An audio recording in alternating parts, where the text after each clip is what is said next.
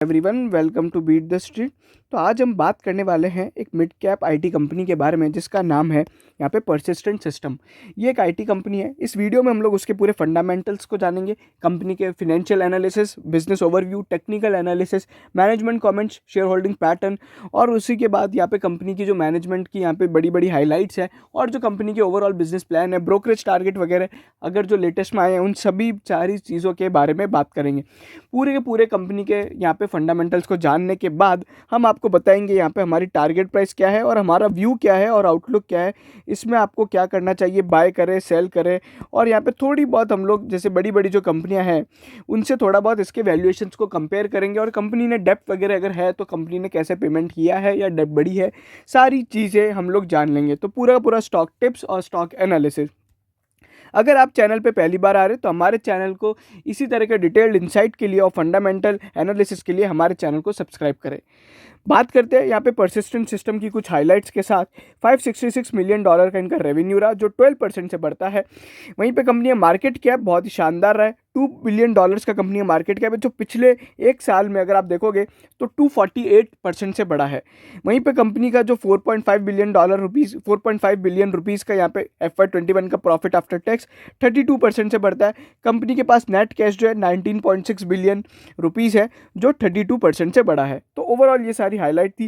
Company किस तरह के काम करती है मैं आपको बता देता हूँ। उनके जो मेजर सेगमेंट्स है हेल्थ एंड लाइफ साइंसेज है, फिर सॉफ्टवेयर, हाईटेक और इमर्जिंग इंडस्ट्रीज। इमर्जिंग इंडस्ट्रीज कैसे हो सकता है, जैसे अभी केमिकल एक इमर्जिंग इंडस्ट्री है, ठीक है, और फार्मा एक इमर्जिंग इंडस्ट्री है।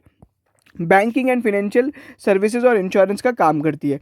उसी के अलावा यहाँ पे ये कंपनी और क्या क्या प्रोडक्ट, ये हो गई इंडस्ट्री सर्व और ये हो गई कंपनी के प्रोडक्ट में क्या क्या देती है। यहाँ पे डिज़ाइन लेड ट्रांसफॉर्मेशन करती है, data and artificial intelligence, cloud enabled enterprise modernisation, product and platform engineering. Basically product and platform engineering का मतलब होता है, मान लीजिए कंपनी का कोई पोर्टल है, आज मान लीजिए एसबीआई को योनो के लिए एक नया पोर्टल बनाना है तो वो यहाँ पे जा सकती है। अब वो पोर्टल जो होता है वो कैसे काम करेगा, कैसे बनेगा, तो ये सारी चीज़ें होती है। तो वहाँ पे अभी अगर आपने देखा होगा आज पेटीएम का एक पूरा प्रोडक्ट है, उसका यहाँ पे पेटीएम मनी का एक पूरा ऐप है, तो वो सारी चीज़ें, तो उसको बोल सकते हैं प्रोडक्ट और प्लेटफॉर्म इंजीनियरिंग कैसे बनाया जाता है, ठीक है। अगर आप देखें कंपनी का रेवेन्यू तो यहाँ पे सबसे ज़्यादा रेवेन्यू यहाँ पे कंपनी को अमेरिका से आता है जो कि लगभग 80% है। थोड़ा बहुत 10% यूरोप से आता है और इंडिया से बहुत ही कम 9% और बाकी रेस्ट ऑफ द वर्ल्ड से 1.9% आता है। बट कंपनी के सारे एम्प्लॉयज़ इंडियंस है और इंडिया में बेस्ड है। अब इंडिया में क्यों रहते हैं आपको सभी को पता है, इंडिया में जो यहाँ पे एम्प्लॉय कॉस्ट होती है वो सबसे कम होती है। अगर आप देखोगे ये लॉन्ग टर्म ग्रोथ स्टोरी है। इनका जो CAGR रेवेन्यू है, रेवेन्यू का CAGR है वो 14.6% से बढ़ा है। CAGR का मतलब होता है कंपाउंडेड एनुअल ग्रोथ रेट। अगर आप मान लीजिए पहले अगर ये देखेंगे तो यहाँ पे $127 मिलियन का रेवेन्यू था और अब ये 566 मिलियन का हो गया। तो इसको 566 माइनस 127 को जब आप अगर आप डिवाइड करते हो तो जो गैप मतलब जो बैलेंस आएगा उसको यहाँ पे आप टोटल नंबर ऑफ ईयर से डिवाइड करोगे तो यहाँ पे ग्रोथ पता पड़ जाएगी। तो ये रेवेन्यू CAGR ऐसे निकाला जाता है कि हर साल अगर मतलब कंपनी ने हर साल यहाँ पे 14.6% का यहाँ पे ग्रोथ हासिल किया है। वहीं पे पैट के अंदर अगर आप देखोगे तो 13.2% का रेवेन्यू अगर आप मतलब सॉरी पैट CAGR है। तो ये सारी चीज़ें थी।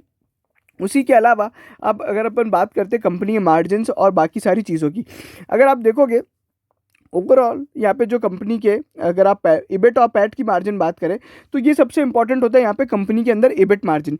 अभी अगर आप देखोगे तो कंपनी का इबिट मार्जिन जो है 13.2% है और पैट का मार्जिन 12.4 है। यहाँ पे सोचने वाली बात ये है और अच्छी बात भी है कि जो पैट और इबिट के बीच में डिफरेंस है वो बहुत कम है और जितना कम होता है उतना अच्छा होता है। नॉर्मली यहाँ पे इंटरेस्ट और टैक्सेस का जो आप देखोगे तो बेसिकली ये इंटरेस्ट का डिफरेंस होता है, तो ये अच्छी बात है। अगर आप देखोगे यहाँ पे सभी तरीके से यहाँ पे Q on Q अब अगर आप कंपेयर करते हो या फिर आप Y on Y बेसिस पे कंपेयर करते हो तो कंपनी के यहाँ पे मार्जिन्स दोनों तरीके से बड़े हैं। वहीं पे अगर हम देखें क्वार्टरली रेवेन्यू ग्रोथ तो यहाँ पे बहुत ही शानदार है। अगर आप देखोगे Y on Y ग्रोथ जो अगर आप देख रहे हो तो 20% से बढ़ी है। 20% मतलब अगर आप यहाँ पे 152 बिलियन 152 यूएसडी मिलियन का यहाँ पे रेवेन्यू था।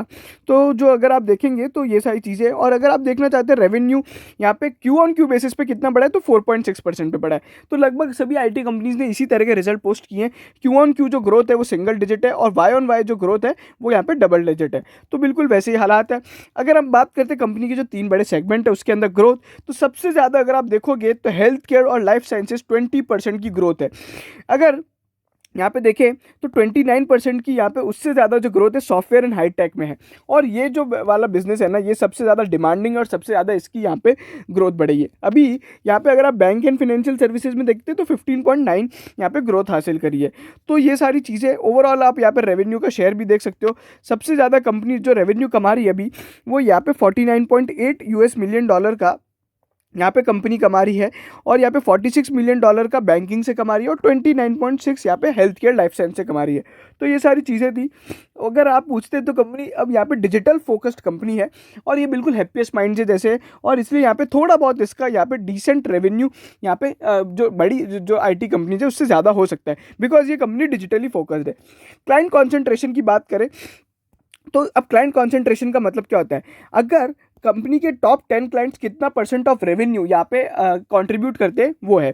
और ये जो चार्ट है ना, ये अभी ये कम होना चाहिए। अब ये कम इसलिए अच्छा है, अगर यहाँ पे कंपनी ज़्यादा डिपेंडेंट है, जैसे कि अगर आप देखोगे Q2 FY20 में कंपनी 53% रेवेन्यू अपने टॉप 10 क्लाइंट से ले रही थी। अगर वो 10 क्लाइंट कंपनी में से अगर एक भी चला जाता है तो कंपनी का बिजनेस बहुत ज़्यादा हिट हो जाएगा। और ये सारी चीज़ें कंपनी की डिपेंडेंसी पता करती है कुछ छोटे नंबर ऑफ कस्टमर्स पे।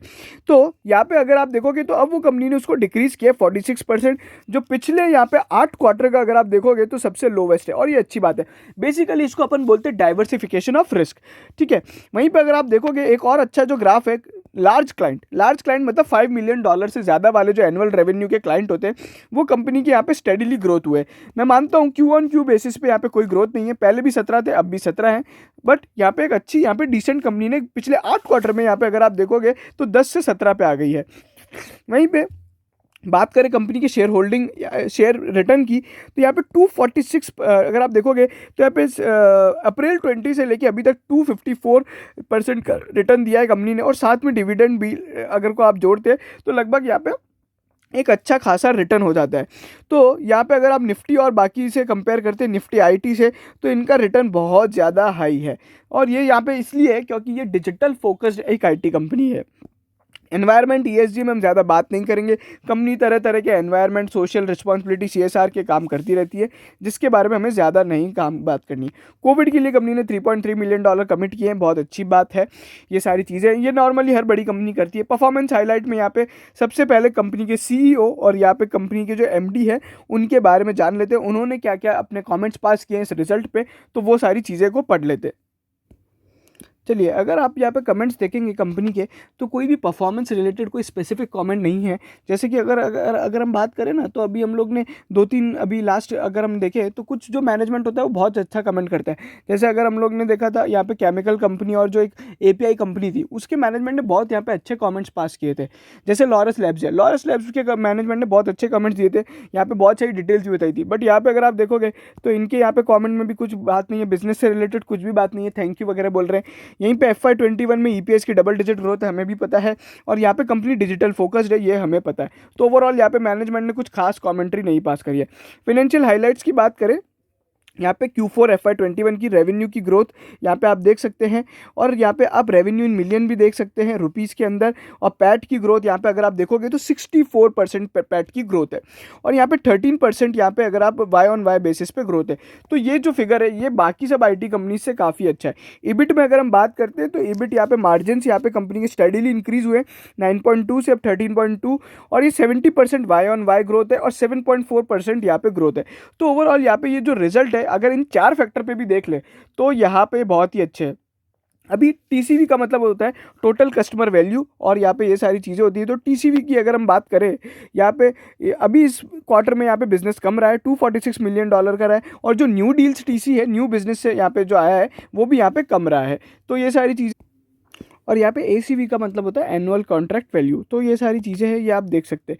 तो यहाँ पे ओवरऑल यहाँ पे जो बिज़नेस है, जो टोटल कॉन्ट्रैक्ट वैल्यू का बिज़नेस जो हुआ है वो कम हुआ है, बट यहाँ पे अगर आप न्यू बिज़नेस का भी देखोगे तो वो भी कम हुआ है। वहीं पे FY21 की फुल ईयर परफॉर्मेंस आप देख सकते हैं। मैं फटाफट से देखूंगा। 13% की ग्रोथ रेवेन्यू के अंदर, 55% ईबिट की ग्रोथ है। मार्जिन यहाँ पे बहुत अच्छे से बढ़े हैं। वहीं पे पैट के अंदर 32% ग्रोथ है और रेवेन्यू के अंदर यहाँ पे 17% की ग्रोथ है, अगर आप रुपी टर्म्स में देखते हैं तो। वहीं पे नोटेबल न्यूज़ एंड इवेंट्स यहाँ पे अगर आप देखोगे, जो डील विंस के डेटा है वो यहाँ पे अगर हम देखें तो कंपनी ने एक ग्लोबल टेक्नोलॉजी लीडर के साथ पार्टनरशिप करी है, engineering and GTM partnership. Centre of excellence यहाँ पे एक BFSI कस्टमर के लिए यहाँ पे कंपनी बना रही है। फिर यहाँ पे अगर हम देखेंगे, managing end-to-end IT operations using persistent intelligence for a leading marketing events and management company। ठीक है। वहीं पे अगर आप देखोगे यहाँ पे टॉप 5 बैंक्स के लिए कंपनी एक पेमेंट पैटर्न को, जो पेमेंट प्लेटफॉर्म है उसको मॉडर्नाइज कर रही है। फिर यहाँ पे क्रिटिकल डेटा AWS का यहाँ पे क्लाइंट के लिए यहाँ पे माइग्रेट कर रही है। फिर वहीं पे sales based force digital loan platform बना रही है 2 लीडिंग इंडियन बैंक्स के लिए। हेल्थ केयर के अंदर intelligent visualisation and BI dashboard for कोविड-19 यहाँ पे कोल्ड चेन डिस्ट्रीब्यूशन कंपनी के लिए। फिर digital front door and patients यहाँ पे अगर आप EMR सिस्टम्स और leading portal for health care systems in US के लिए काम कर रही है। उसी के अलावा यहाँ पे क्लिनिकल रिसर्च कंपनी के लिए भी कंपनी को डील मिली है। तो ये सारी चीज़ें थी, और उसी के अलावा ये कंपनी के अवार्ड्स वगैरह जो कंपनी को मिले हैं, ये लीडिंग 7 कैटेगरीज के अवार्ड अगर आप देख सकते हो, तो ये सारी चीज़ें हैं और यहाँ पे ये सारी बातें हैं। उसके अलावा अगर हम देखें, यहाँ पे इकोसिस्टम की हाइलाइट्स वगैरह दे रखी है, मॉडर्नाइजिंग जैसे कंपनी काम कर रही है। फिनेंशियल डिटेल्स पे आते हैं, सबसे बेस्ट है अगर आप यहाँ पे देखोगे तो बाकी सारी चीज़ें मैं ऑलरेडी डिस्कस कर चुका हूँ, बट फिर भी हम लोग यहाँ पे पैट को देख लेते हैं। और यहाँ पे EBITDA अगर आप देखोगे तो यहाँ पे कंपनी का EBITDA 3.2% से बड़ा है, और यहाँ पे ग्रॉस रेवेन्यू अगर आप ग्रॉस प्रॉफिट देखोगे 2.2% से बड़ा है। तो ये सारी चीज़ें थी। उसी के अलावा यहाँ पे EBITDA मार्जिन अगर किसी को देखना है तो 16.9, फिर यहाँ पे EBIT मार्जिन 13.2 और पैट मार्जिन यहाँ पे 12.4। अब यहाँ पे कंपनी का जो पैट और EBIT के अंदर जो डिफरेंस है वो केवल अदर इनकम और यहाँ पे उससे ही है, और इंटरेस्ट वगैरह से नहीं है। ठीक है। तो यहाँ पे अगर हम माने कि यहाँ पे कंपनी हो सकता है ये डेट फ्री, क्योंकि इसमें इंटरेस्ट एक्सपेंस कुछ भी नहीं दे रखा है, फिनेंस कॉस्ट जिसे हम लोग बोलते हैं। तो ये सारी चीज़ें थी। फिर वहीं पे वाई ऑन वाई कंपैरिजन में हम लोग सब सारी चीज़ें देख चुके हैं, बट फिर भी आप यहाँ पे एक बार स्क्रीन को पॉज करके सारे रिजल्ट्स को, सारे यहाँ पे डेटा को यहाँ पे आप स्टडी कर सकते हैं, और बाकी ये सारी चीज़ें हैं। अगर हम यहाँ पे एनुअल कंपैरिजन करते हैं, यहाँ पे मतलब पूरे साल का फाइनेंशियल ईयर का कंपैरिजन, तो ये भी हम लोग देख चुके हैं। यहाँ पे सारी चीज़ें ग्राफ में देख चुके हैं। EBITDA यहाँ पे अगर आप देखोगे तो 38% की EBITDA ग्रोथ है। चलिए बैलेंस शीट की बात करें। कंपनी की जो बैलेंस शीट है, जैसे कि मैंने बताया, नॉन करेंट लाइबिलिटीज़ बहुत ही नेग्लिजिबल है। यहाँ पे अगर आप देखोगे 927 मिलियन की यहाँ पे कंपनी की बैलेंस शीट में लाइबिलिटीज़ है, जो मैं मानता हूँ 582 मिलियन थी और अब बड़ी है। बट यहाँ पे कंपनी ने अगर आप देखोगे तो कंपनी के फिनेंस कॉस्ट में यहाँ पे किसी भी तरह का कोई यहाँ पे जिक्र नहीं है। तो ओवरऑल अगर आप देखोगे तो यहाँ पे ये सारी चीज़ें, मतलब फिनेंस कॉस्ट कंपनी के लिए नेग्लिजिबल है। वहीं पे अगर हम इक्विटी की बात करें तो ये यहाँ पे कंपनी का इक्विटी है, ये बेसिकली कंपनी का टोटल नेटवर्थ है। अगर हम इसको यहाँ पे कैलकुलेट करेंगे तो हमें यहाँ पे अगर आप टोटल मार्केट कैप को यहाँ पे डिवाइड करेंगे टोटल इक्विटी से, तो यहाँ पे आपको प्राइस टू बुक रेशो आ जाएगा। तो ये सारी चीज़ें। फैक्ट शीट की बात करें, थोड़ा इंपॉर्टेंट डेटा होता है यहाँ पे। अगर हम देखें तो रेवेन्यू यहाँ पे आप देख सकते हो ये कैसे कैसे रेवेन्यू की हर क्वार्टर का यहाँ पे कंपनी ने बताया है, और Q-on-Q और Y-on-Y यहाँ पे ग्रोथ यहाँ पे कंपनी ने हासिल करी है, वो भी यहाँ पे कंपनी ने बताया है। फिर अगर आप देखोगे तो डिस्ट्रीब्यूशन ऑफ सर्विसेज, यहाँ पे रेवेन्यू मिक्स सर्विसेज और IP लेड जो है, अभी यहाँ पे ये सारी चीज़ें मोस्टली यहाँ पे कंपनी सर्विसेज पे यहाँ पे डिपेंडेंट है, जो यहाँ पे स्टडीली ग्रो हुआ है। फिर यहाँ पे आप देखोगे सेगमेंट वाइज रेवेन्यू, तो यहाँ पे अगर आप देखेंगे जो अब 50% जो मैंने बोला डिजिटल बेस्ड कंपनी है, और यहाँ पे पिछले साल भी यही काम था और अब भी यही है, और ये धीरे धीरे यहाँ पे ये जो बिज़नेस है ये बढ़ता जा रहा है। बट अगर आप पिछले क्वार्टर से कंपेयर करते हैं तो ज़रूर कम हुआ है। ठीक है। फिर यहाँ पे अगर आप देखोगे, उसके अलावा यहाँ पे जो डील विंस है, यहाँ पे बिजनेस अगर आप देखोगे फिर यहाँ पे अगर आप देखोगे तो रेवेन्यू जो सर्विसेज है यहाँ पे कैसे कैसे बिजनेस से आता है, तो टेक्नोलॉजी सर्विसेज से आता है और फिर अलायंस से आता है। तो ये सारी चीज़ें बेसिकली टेक्नोलॉजी यहाँ पे गवर्न कंपनी है। फिर रेवेन्यू मिक्स ऑलरेडी हम लोग ने बात किया था कि नॉर्थ अमेरिका सबसे बड़ा यहाँ पे बिजनेस है। जो यहाँ पे अगर आप देखोगे तो इंडिया के अंदर जो बिजनेस है वो यहाँ पे स्टडीली ग्रोथ हुआ है, 7.4% से यहाँ पे 8.9 पे है। और फिर कंपनी ने यहाँ पे यूरोप के बिजनेस में भी एक अच्छी खासी ग्रोथ हासिल करी अगर आप पिछले उससे कंपेयर करते हैं क्वार्टर से। चलिए, यहाँ पे जो मैं ऑलरेडी क्लाइंट कंसंट्रेशन की बता चुका हूँ और वो यहाँ पे चीज़ें हैं, और ये जो क्लाइंट कंसंट्रेशन है टॉप 10 पे ये स्टडीली डिक्रीज़ हुआ है, तो ये डाइवर्सिफिकेशन हो गया। फिर यहाँ पे अगर आप देखोगे अगर आप डिलीवरी सेंटर्स के हिसाब से देखोगे तो इंडिया और यहाँ पे ग्लोबल डेवलपमेंट सेंटर से कितना बिजनेस होता है, बेसिकली इंडिया से कितना काम किया जा रहा है और बाकी सारी चीज़ें। फिर यहाँ पे क्लाइंट बिल्ड्स की यहाँ पे डिटेल्स दे रखी है, 558 क्लाइंट्स को यहाँ पे बिल्ड किया गया है और 140 IP लेड में किया गया है। फिर वहीं पे यहाँ पे ये डेटर्स वगैरह है कि कितने दिन का पैसा बाकी है वो आप यहाँ पे देख सकते हैं, that's not a big issue. फिर यहाँ पे क्लाइंट साइज़ की बात करते हैं तो यहाँ पे मीडियम टर्म्स में जो क्लाइंट है वो यहाँ पे एक क्लाइंट बड़ा है, और ओवरऑल यहाँ पे अगर आप देखोगे तो एक साल में यहाँ पे 5 नए क्लाइंट आए हैं। तो ये सारी चीज़ें, ये ओवरऑल यहाँ पे कंपनी का क्लाइंट बेस है, जो बड़े बड़े क्लाइंट का बेस है, लार्ज क्लाइंट बेस यहाँ पे आप देख सकते हैं। फिर वहीं पे पीपल नंबर्स यहाँ पे दे रखा है जो कि कोई मैटर नहीं करता है अपने लिए। ग्लोबल डिलीवरी सेंटर्स वगैरह यहाँ पे डॉलर अगर आप देखोगे तो कंपनी का रेवेन्यू पर एम्प्लॉय है, अगर आप देखोगे तो 4203 USD आता है, और ग्लोबल डिलीवरी सेंटर से यहाँ पे 16,000 पर यहाँ पे पर मंथ पर पर्सन आता है। उसके अलावा यहाँ पे अट्रीशन रेट है, जो कितने लोग बाग छोड़ के गए, 11% लोग हैं, ठीक है। तो ये सारी चीज़ें हैं। वहीं पे अगर हम बात करें फैक्ट शीट की, यहाँ पे ये बाकी सारी चीज़ें, ये बिल्ड वगैरह और ये सारी चीज़ें हैं कि कंपनी ने कितने लोगों को बिल्ड किया है और इंडिया से कितना बिजनेस आ रहा है और वो सारी चीज़ें हैं। तो ये एक नॉर्मल डेटा है, इससे ज़्यादा कंपनी फिनेंशियल्स पे कोई खास हमें यहाँ पे कुछ चीज़ को देखना नहीं है। फिर अब अगर हम बात करते हैं यहाँ पे कंपनी के थोड़े बहुत वैल्यूएशंस वगैरह की, तो उसके लिए हम लोग चलते हैं। चलिए, तो अब अगर हम यहाँ पे बात करें कंपनी के पी रेशो की, तो यहाँ पे जो पी रेशो बैठता है वो यहाँ पे 34 बैठता है, जो कि लगभग यहाँ पे बाकी बड़ी IT कंपनीज़ के बराबर है। वहीं पे अगर हम बात करते हैं कंपनी के यहाँ पे PB रेशो की, प्राइस टू बुक रेशो, तो वो यहाँ पे 5.57 है। और EV टू EBITDA रेशो जो अगर आप देखोगे तो वो यहाँ पे थोड़ा हाई है, 18.6। और यहाँ पे डेप्ट टू इक्विटी रेशो, जैसे कि मैंने बताया कंपनी की डेप्ट बहुत कम है, तो 0.04 है। तो ओवरऑल यहाँ पे जो वैल्यूएशंस के टर्म में अगर आप देखोगे तो यहाँ पे बहुत ही कम है। अगर आप देखेंगे तो एक डिसेंट वैल्यूएशन पे ट्रेड कर रहा है, और इसके जो रिजल्ट है उसने यहाँ पे एक्सपेक्टेशंस को बीट भी किया है। तो यहाँ पे एक अच्छी खासी यहाँ पे अगर आप देखेंगे तो एक ग्रोथ देखने को मिली है उसके शेयर प्राइस में। अगर आप देखोगे तो शेयर प्राइस पिछले 5 दिन में एक अच्छी खासी यहाँ पे तेज़ी दिखा चुका है। वहीं पर अगर हम देखें यहाँ पे प्रमोटर शेयर होल्डिंग, तो जो कि बहुत ही स्टेबल है, पिछले 3 क्वार्टर से कंपनी ने कोई भी यहाँ पे प्रमोटर के चेंजेस नहीं हुए। मैं मानता हूँ कि यहाँ पे पिछले बार जब जून 2020 से यहाँ पे थोड़ी बहुत यहाँ पे स्टेक कम करी है।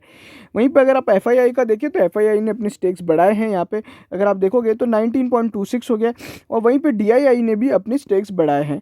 और साथ ही में हम अगर देखें, सबसे पहले DII की बात करते तो DII में अगर आप देखोगे तो HDFC स्मॉल कैप फंड ने अपना स्टेक कम किया है, और यहाँ पे एक L&T म्यूचुअल फंड ने भी कम किया है, और एक जो है कोटक का यहाँ पे फंड ने अपना स्टेक बढ़ाया है, ICICI ने अपना स्टेक बढ़ाया है, और PPFAS म्यूचुअल फंड ने यहाँ पे अपना स्टेक कम किया है। उसके बाद जो नया स्टेक यहाँ पे आया है कंपनी का, अगर आप देखोगे तो यहाँ पे ये टाटा AIF ने किया है। टाटा AI जो लाइफ इंश्योरेंस कंपनी है उसने यहाँ पे पैसा लगाया है। वहीं पे अगर हम बात करते हैं कंपनी के बड़े FII की, तो यहाँ पे अगर आप देखेंगे तो जो गवर्नमेंट पेंशन फंड ग्लोबल है वो यहाँ पे उसने पैसा लगाया है, और उसका यहाँ पे स्टेक थोड़ा बहुत कम हुआ है। वहीं पे अगर आप देखोगे कोटक फंड्स, यहाँ पे जो एक इंडिया मिड कैप फंड है जो बाहर के लिए म्यूचुअल फंड है, वो यहाँ पे उसने भी अपना स्टेक बढ़ाया है। तो ये सारी चीज़ें थी। ओवरऑल शेयर होल्डिंग पैटर्न में कोई खास बड़ा चेंज नहीं है।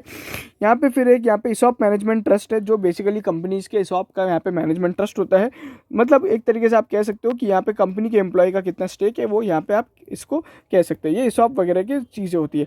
ओवरऑल यहाँ पे जो रिजल्ट्स थे वो काफ़ी पॉजिटिव थे, और वैल्यूएशंस भी यहाँ पे काफ़ी अच्छी हैं। रही बात यहाँ पे कॉन कॉल हाइलाइट्स की, तो मैनेजमेंट के कॉन कॉल हाइलाइट्स में कुछ मेजर यहाँ पे नहीं है। जो सारी चीज़ें हैं वो यहाँ पे हम लोग ने ऑलरेडी डिस्कस करी है।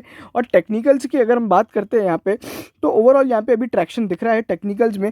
अभी यहाँ पे अगर आप देखोगे तो थोड़ी बहुत रैली एक अच्छी खासी देखने को मिल सकती है। पोस्ट रिजल्ट अगर हम बात करते हैं तो यहाँ पे जो अभी प्राइस चल रहा है 2038 का, तो यहाँ पे एक अच्छे खासे लेवल 2050 तक के लेवल को अगर क्रॉस करता है तो यहाँ पे एक अच्छी खासे यहाँ पे आप 2100 रुपये के टारगेट के लिए चल सकते सकते। बट मैं आपको बता दूं कि यहाँ पे अभी बीजेपी गवर्नमेंट यहाँ पे जो अगर आप देखोगे तो यहाँ पे इलेक्शन हार चुकी है, तो मंडे को यहाँ पे एक अच्छी खासी यहाँ पे गिरावट देखने को मिलेगी शेयर बाजार में। तो यहाँ पे एक बाय ऑन डिप्स की स्ट्रेटेजी हो सकती है यहाँ पे परसिस्टेंट सिस्टम के लिए, जो लोग इसको यहाँ पे लॉन्ग करना चाहते हैं। वहीं पे अगर आप मुझसे पूछते हैं कि इससे बढ़िया कंपनी कौन सी है, मतलब ये हमारे लिए फेवरेट पिक नहीं है। हमारे लिए जो फेवरेट पिक है हैप्पीएस्ट माइंड है, जिसका हमारा ऑलरेडी टारगेट करीबन 1000 के लगभग का है। और अगर आप बड़ी कंपनियों में बात करते हैं तो इन्फोसिस पे हम लोग बुलिश है। बट परसिस्टेंट सिस्टम में ऐसा कुछ खराब नहीं है, बट हैप्पीएस्ट माइंड इससे थोड़ी अच्छी है। तो ये सारी चीज़ें ओवरऑल यहाँ पे जो रिजल्ट है वो काफ़ी डिसेंट है हमारा। अगर आप यहाँ पे पूछते हैं परसिस्टेंट सिस्टम का टारगेट कितना है, 2250 का हमारा यहाँ पे एक लॉन्ग टर्म व्यू है। और अगर आप पूछते हैं कि जो शॉर्ट टर्म व्यू कितना हो सकता है, तो 2100 रुपये का टारगेट है। बट यहाँ पे बाय ऑन डिप्स की स्ट्रेटेजी होगी, क्योंकि यहाँ पे अगर आपको करंट लेवल्स पे बाय करना है तो ये मैं सजेस्ट नहीं करूँगा। 2000 के लगभग के लेवल्स पे आप यहाँ पे इसको बाय करके चल सकते हैं। ये था हमारा पूरा यहाँ पे परसिस्टेंट सिस्टम का एनालिसिस। अगर आप मुझसे पूछते हैं इस कंपनी के बारे में क्या अच्छा है, तो इसकी डेप्थ नहीं है और यहाँ पे ये कंपनी स्टेडीली ग्रोथ कर रही है और एक अच्छी खासी यहाँ पे बिजनेस ने यहाँ पे अगर आप देखोगे आईटी फोकस बिजनेस या डिजिटल बिजनेस जो कंपनी का है वो यहाँ पे अच्छे खासी तरीके से बढ़ रहा है। और यहाँ पे जो मैनेजमेंट है वो भी यहाँ पे ओवरऑल पॉजिटिव है। उन्होंने यही कहा है कि यहाँ पे कुछ और ज़्यादा अगर आप देखोगे तो जो डिजिटल सोर्सेज से जो बिजनेस आ रहा है वो यहाँ पे ग्रोथ कर रहा है और क्लाइंट कंसंट्रेशन जो मैंने बताया वो यहाँ पे कम होता जा रहा है और ये सारी चीज़ें। और जो डील विन्स है यहाँ पे अगर आप देखोगे तो यहाँ पे अगर हम देखेंगे तो 10 से 15 डील्स जो आई हैं वो 3 से 5 साल के लिए है, ठीक है। और उसी के अलावा यहाँ पे रिन्यूएबल्स यहाँ पे अगर आप देखोगे तो यहाँ पे कंपनी का यहाँ पे रिन्यूएबल सेक्टर की अच्छी खासी डील मिली है और यहाँ पे कंपनी बोल रही है कि यहाँ पे 3 से 4% की एवरेज ग्रोथ रेट देखने को मिल सकती है डील्स के अंदर। वहीं पे मार्जिन पे जो कंपनी ने कमेंट दिया है वो यहाँ पे वॉल्यूम डिस्काउंट और normal Q on Q decline देखने को मिलेगा। ओवरऑल मार्जिन आर गुड और यहाँ पे यही यहाँ पे कंपनी का रहेगा कि जो मार्जिन के लिए गाइडेंस दी गई है कंपनी ने वो यही दी गई है।